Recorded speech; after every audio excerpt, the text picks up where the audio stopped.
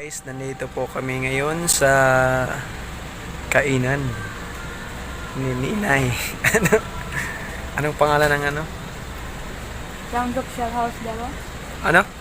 Samgyeopsal House Davao.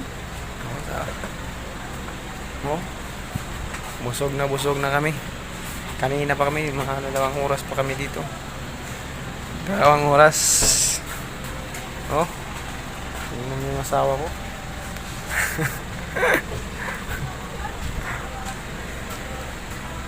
Ayan. Yun ang mga niluluto namin doon. Ayan. Putin. Sana po mapasyalan ninyo dito sa ano? Anong pangalan to? Samgyeopsal House Davao. Sana po mapasyalan ninyo dito.